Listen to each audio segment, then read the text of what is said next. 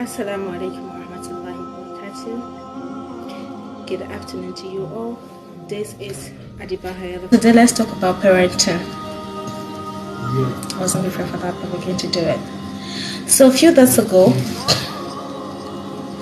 I received a message from a sister. She was laying complaints on how the mother is overruling her life. Like the mother is too much into her personal life.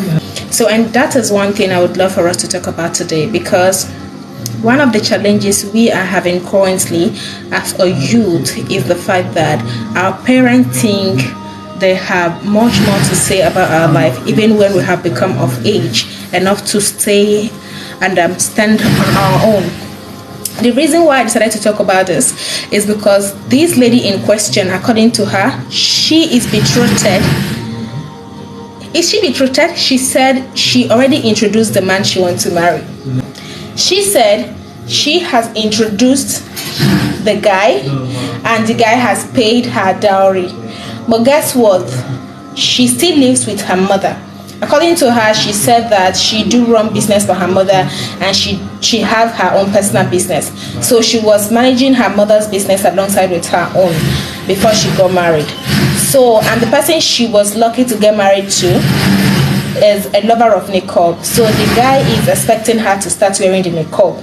She refused to wear the niqab, not because she is not in love with it, but because her mother does not support such idea.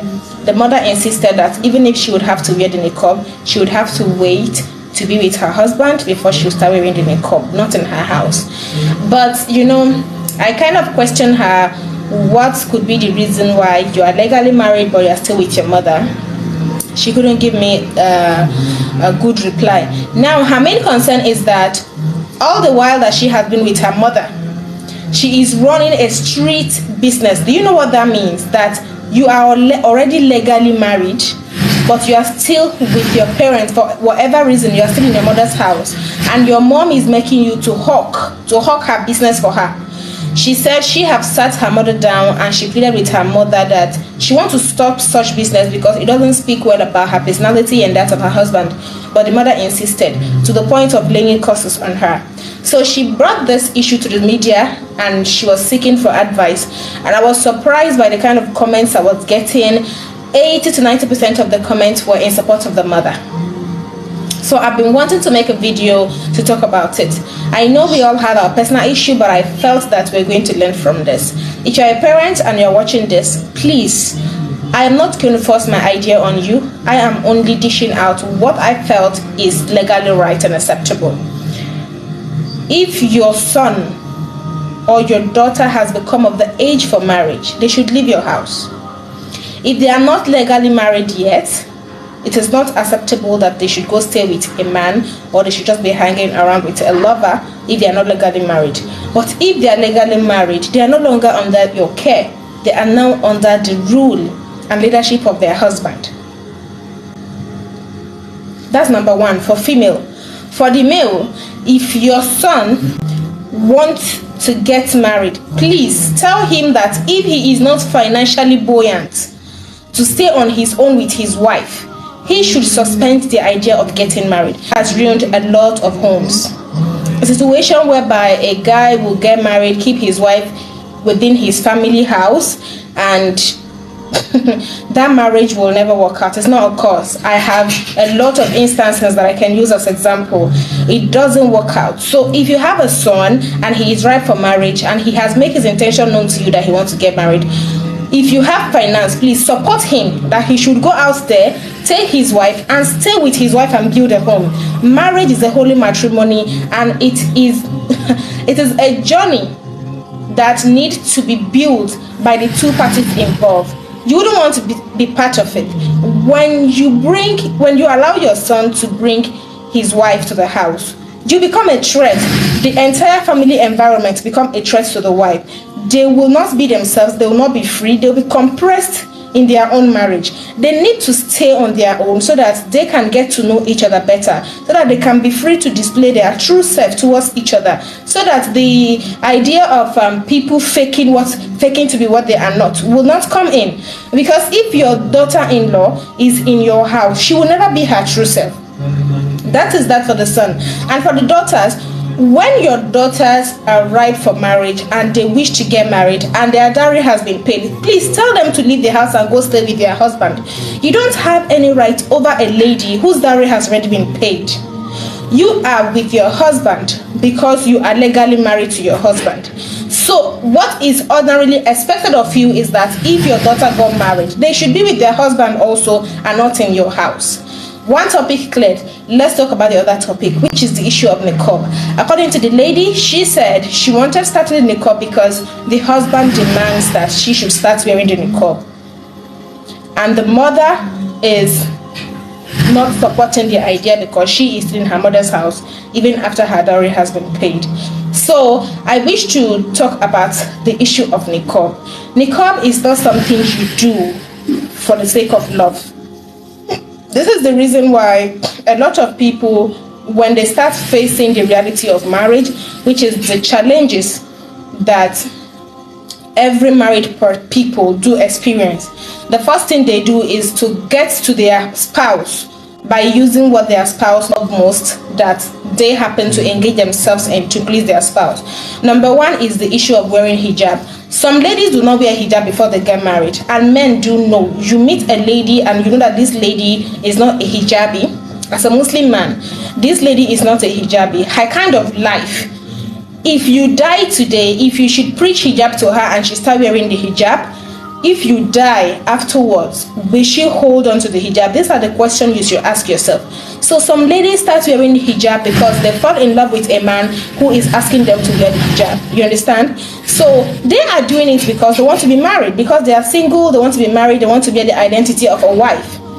So they wear the hijab, and immediately there is a misunderstanding between them and their husband. The first thing they do is to remove the hijab. The same thing with niqab. Niqab is a beautiful thing, but it's not mandatory. Hijab is mandatory on a Muslim woman, but niqab is not mandatory on a Muslim woman. Islamically, if you are married to a man who asks you to observe the niqab for him, what is expected of you ordinarily is to wear the niqab for him.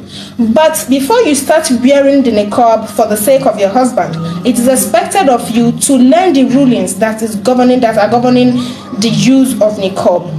You understand? It is expected of you to fall in love with the niqab so that when you wear it, you wear it with pride. You boost your confidence before you start wearing it, so that you'll be able to defend what you are wearing if you receive any form of attack out there. You understand? So you don't just wear hijab because a man is asking you to observe niqab. That is not the reason why you should wear niqab. So I've been able to take care of the two topics. One, as a lady, if you are married, please leave your mother's house and go stay with your husband. As a mother, if your daughter's dowry has been paid, allow them to go and start a life with their husband. And as a sister, if husband who is asking you to observe the niqab for him and you want to do it for his sake, which I do not advise. I advise that you should observe the niqab for the sake of Allah subhanahu wa ta'ala. You should observe modesty for the sake of Allah subhanahu wa ta'ala, because if you do it for any worldly reason, someday you are going to remove it for that same reason. So I always advise that whoever that wants to observe the hijab or the niqab should fall in love with it, should study, should learn about it before they will start wearing it. So if you wish to do this for the sake of your husband for a start, I urge you that you should learn about it so that you will be able to uphold and hold on to it. And for the men, please, because of the rulings of niqab, it is advisable that you should make your wife to observe the niqab only if you are able to make life comfortable for her. Sample, you cannot make a lady to wear niqab after marrying her when you keep her in face me, I face you building. There are kind of buildings that is comfortable for a niqabi, and there are kind of buildings that are not comfortable for a niqabi. I will explain my point. If you are in face me, I face you building, as a Nigerian watching this, you understand what I mean by face me, I face you. The kind of building whereby everybody in the compound shares bathroom, toilet, even to fetch water, they have to like mix with opposite gender. a situation whereby if your wife comes out every day, she cannot avoid contact with the opposite gender. You understand? And every of her doings, she would have to come to the main compound to actually assess certain things before she can successfully take out her chores of the day. Please do not force such lady in such situation to be on the call, because to me that will be punishment. Considering the fact that Islamically it is not mandatory, what is ordinarily mandatory for us to wear is the hijab. I think you should allow your wife to maintain the use of hijab till you are able to afford a home that is convenient for a niqabi. You cannot keep a niqabite in a home where every minute anything she wants to do, she would have to come outside and people will see her face before she will go back inside to do whatsoever she wants to do. It is not convenient. And you know the rulings of niqab. You are not allowed to wear the niqab this minute and the next minute you are showing your face to people. It is not allowed. If you want to be a niqabi, you are to be a full-time niqabi. And if you want your wife to display the beauty of the niqab to the environment, to the community, to the people where she resides, you need to make it comfortable for her. Niqab is beautiful. Hijab is beautiful. Modesty generally is something very beautiful. But if you aspire to have such a woman that will dress on the niqab, you have to make life easy on her. If a lady is coming into your home as a newly wedded wife who do not understand anything about niqab, and you ask her to wear the niqab for you, and she starts wearing the niqab because she is in love with you, you know, that first 3 years of marriage, you know how the love is shack. So, and she accepts doing this because she's in love with you, and at the end of it, she gets to understand that it's difficult on her to do. She gets to understand that it is not easy because of the kind of environment you've kept her. And some of you brothers, you ask your wife to use niqab, but that is all. You only give her instruction, you don't provide her with the clothing. You gave her the instruction to start wearing the niqab, and you expect her to be looking like every other beautiful niqab in the environment. But you have forgotten that there is money, there is need for money to sustain whatever. Even a lady who has chosen to be naked, they are sustaining their nudity. You understand? Any kind of outfit, any kind of way, any kind of lifestyle you have chosen for yourself is sponsored with money. And if truly you are a Muslim, you know that Muslim women outfit is the most expensive outfit in the market. So before you choose for your wife what you want your wife to wear, please ensure that you are able to finance that kind of lifestyle for her. Don't make your wife to start dressing in such a way that she will, as if she is representing the poverty kingdom. You understand? And you know, you start taking advantage of her and making it look like that is what is ordinarily ordained by Allah. That is what is expected of us. We are Muslims, and anything that has to do with purity, piety, beauty, that's what we represent. Neatness, that's what we represent. So if you're not providing your wife with her basic needs, and you are getting into her brain, making it to look as if that is what is expected of her to look like, you are taking advantage of her. And the day she would get to know that you have been taking advantage of her, she will fall out of love with you. She will fall short of respect for you. Whatever that have sustained that marriage will fall down. And that is where marital abuse comes in, because the language which you think your wife understands the most, she has found out that is a language of deceit, that you've just been whining her. So, and if you don't know where to start from again, you would have to start going abusive for her to still respect you, for her to still obey you. So in order to prevent all of this, please let us all behave like an elite. If we have not been to the four walls of the school, as long as you're an adult who hustle every day, who mix around with your peers, who move around within and outside your community, there are some knowledge, some norms you are expected to adopt naturally.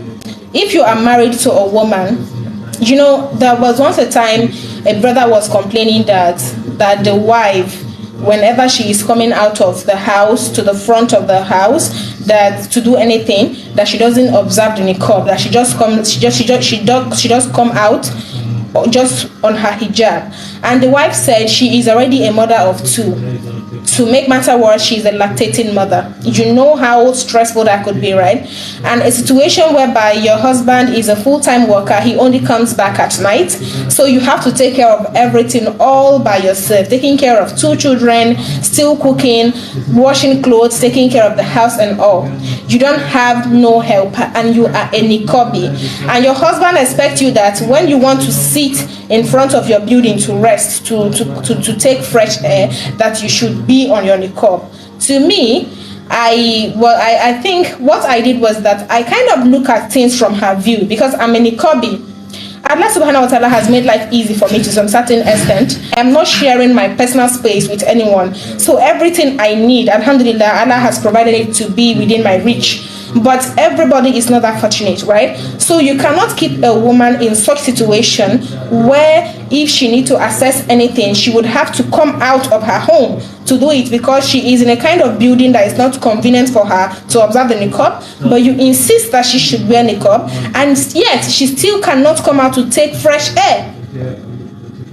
So considering the fact that your wife is in a kind of house that do not have AC, you understand?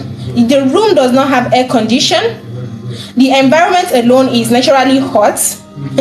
Brothers, if you wear the hijab, if you pick up the hijab and you wear it, and you know how it does feel wearing the hijab, you will understand what it feels to wear the niqab. You can't tell your wife to be on the niqab 24 hours. There has to be a free time for her to not be on hijab and just enjoy herself. And that time, it has to be within her home, right? So imagine giving her a home is not conducive for her to take fresh air. As a man, you're not always at home. You are outside your home trying to put food on the table. So you come back at night. So you don't really understand what she does feel.